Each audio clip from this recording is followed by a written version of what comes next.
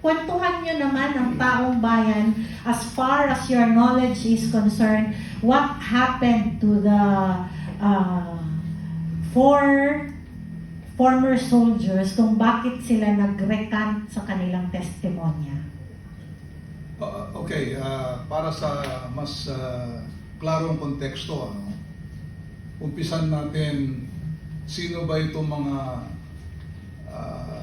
former sundalo na ito, former Marines at saka Army. Okay. Sila ay mga kabilang doon sa mga security at mga administrative assistants, mga personal assistants ni dating Congressman Saldico. Okay? May higit silang 100, 109 yata sila lahat eh. Okay? So, sila yung mga nautosang magdala ng mga mali-malitang mga basura. Yung basura pala na yun, nalaman natin na puro pala mga pera na galing sa pera ng taong bayan na i-distribute, pinamigay sa mga matataas na mga politiko, matataas na pinuno ng ating pamahalaan. Okay? So, 109 sila.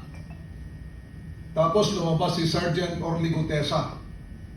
Dahil sa kanyang pagmamahal sa bayan, walang nakunjuk sa kanya, sarili niya, personal niya, lumabas siya. Pahayag siya ng testimonya o kanyang affidavit kung saan dinitalya niya yung kanyang partisipasyon doon sa pag-distribute ng mga mali-malitang mga basura na yan.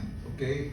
So, nung nauna siya, ito naman, yung 18 na mga kasamahan niya, 16 na Marines, dating Marines, at saka 2 Army. Okay? So, 18 sila.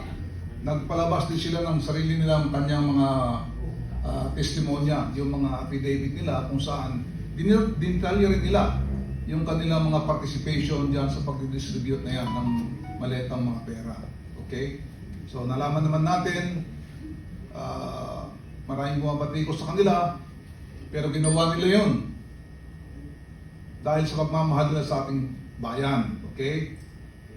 Marami nagsasabi sa kanila na marami sa kanila yung mga discharge sa serbisyo sa Marines.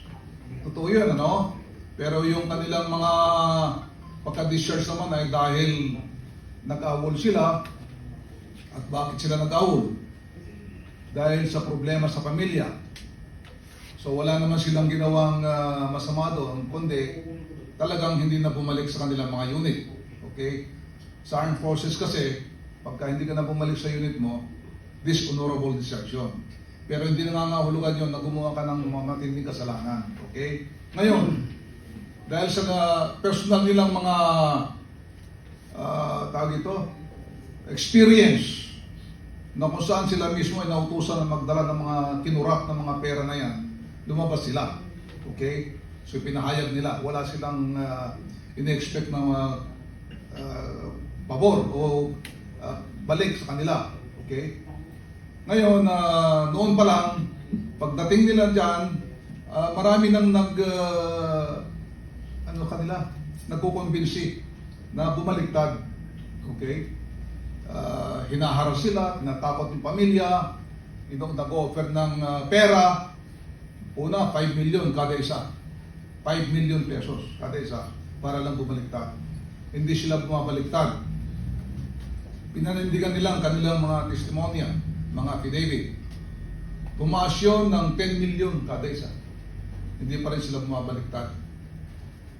Umabot ng 20 million kada isa. Hindi pa rin sila bumabaliktad. 21 million. Hindi pa rin. Hanggang sa umabot sa 25 million kada isa. 4 sa kanilang bumaliktad dahil tinrabaho yung kanilang mga pamilya. Hindi lang pananakot, kundi yung posibleng ikamatay nila ng pamilya nila. So yun, 4 sa kanilang bumaliktad. Pero tayo, sabi nga ng kanilang lawyer, si Atty. Baligod, hindi man maganda, masama man sa kanila, mga kasamahan nila, pero naintindihan ni Atty. Baligod, bakit nila ginawa yun. Anyway, Meron pa po tayong 14. Actually, 18 sila na nagbigay ng testimonya. Pero meron po doon 4 pa na karagdagan noon.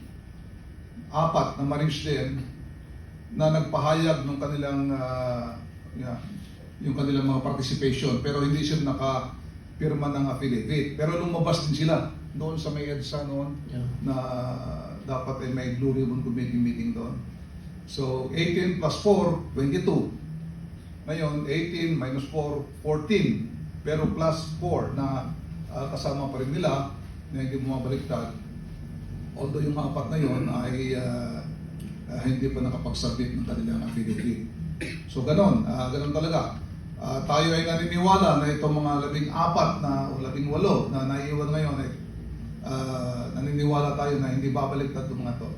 Nagkaroon na yata sila ng pag-uusap, matinding pag-uusap. Yung kanilang leader si Johnny Buduan ay isa-isa daw na pinausap yung mga kasamahan niya na hindi dapat sila babaliktad at paninindigan nila ang kanilang mga nasabi doon sa kanilang mga testimonya.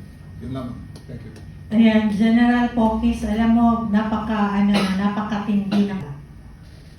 Alam mo, Miss Astra, nung nakita natin sila, akala kasi nila yung mga sumusuporta na hindi nila nakikita kasi may dumating doon na hindi natin kilala eh. Taga Las Piñas siya, nabalitaan niya lang, tapos pumunta siya ron, may mga dala silang pagkain.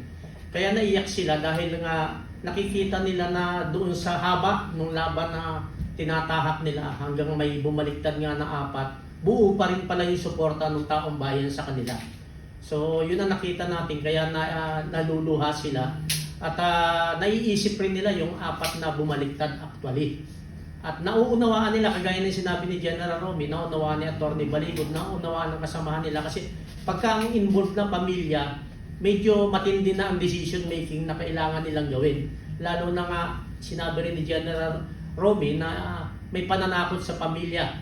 So, nagsimula yung pagtatalo doon sa pamilya at saka doon sa brave soldier natin. So, nahirapan sila mag-decide doon. So, naunawaan lahat yun ni Atty. Baligod. At bilang kasama nila doon sa mga proseso at umattend naman tayo doon, Miss Astra, lagi tayong present.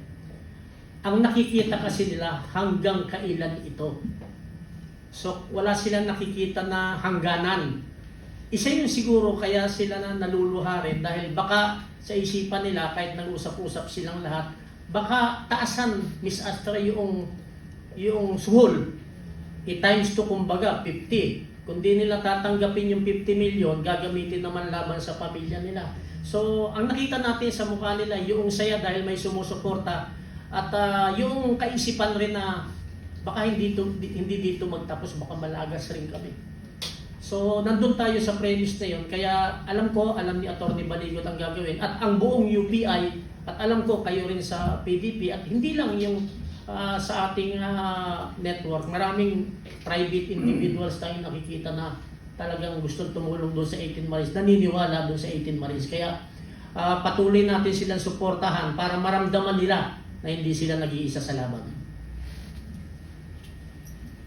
Ayan. Attorney Virgil. Under duress talaga sila kasi 25 million yun. Alam nyo, when we started, nung nagsimula ito, with all due respect sa earlier comments already, hindi kasi justification yung may 25 million, then you started thinking about your family. You started thinking about the 25 million for your family. Siguro ganon, no? Pero nung simulan kasi ito, ang premise is dadaanan lahat ng hirap na dinadanas nila. Anticipated ito eh. Alam nilang lahat that they were going to go through talagang difficulty. Mahirapan sila.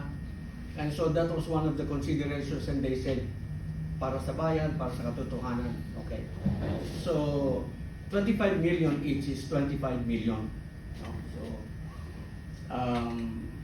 yun yung, hindi justification yun eh. Kasi kung sasabihin natin na naunawaan natin, ganito yun na lang masasabi natin, unawain natin sila, pero hindi yun justification because kung yun ang titignan natin na justification palagi, mauubos yung 18. Actually, sabi nga ni General Cocos, 109 lahat yung escort na tumulong dyan sa lahat sila maalam. Ito yung naunang nag-come forward. Actually, ano yan 18 plus 10 plus 5. Yun talaga yan. No? So, less 4, 29 pa yung natitira.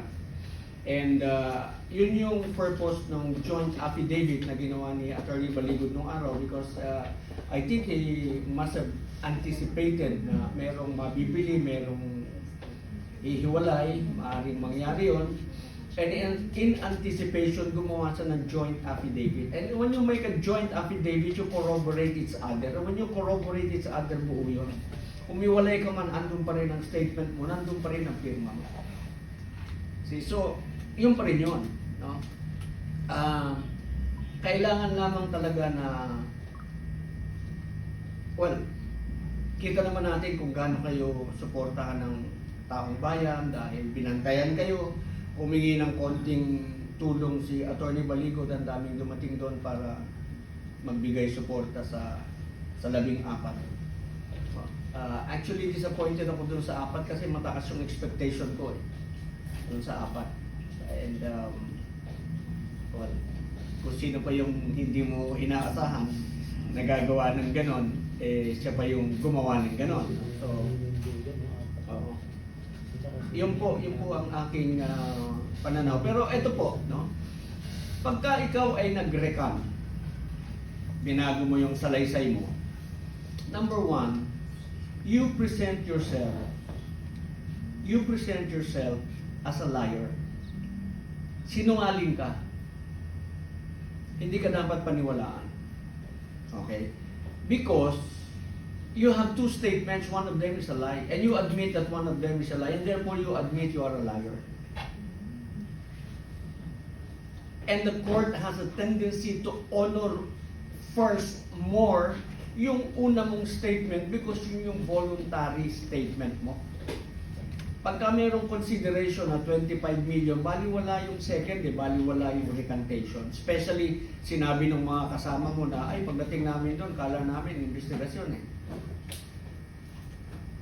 Yung pala, meron ng nakahandang salaysay na pilit na pinapapirmahan sa amin. So, wala po yun. Pero, good for them. They made 25 million each.